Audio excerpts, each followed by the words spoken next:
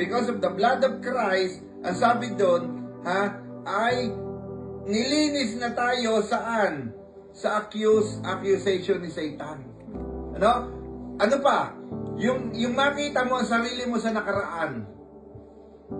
Yung si Satan yun. Ikaw, naku, papalapalak pa ka pa dyan, pasigaw-sigaw ka pa ng hallelujah dyan, ikaw naman ay sinungaling, ikaw naman ay magnanakaw, ikaw naman ay ganon. Si Satan yung nag-a-accuse sa'yo ng ganon.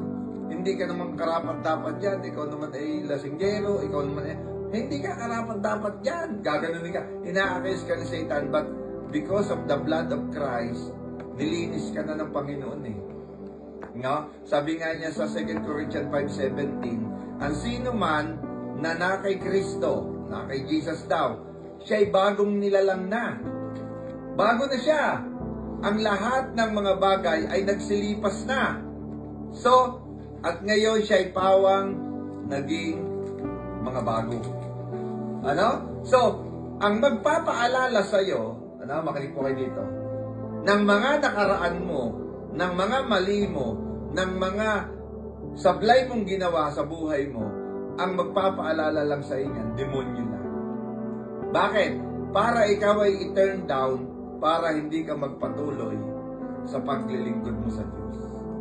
Ngayon, si God, si Jesus, hindi niya na tinitingnan ang nakaraan mo. Tapos na yun. Ang tinitingnan ni Jesus ngayon, kung ano ka bukas. At sa susunod na linggo, at sa susunod na buwan, at sa susunod na taon.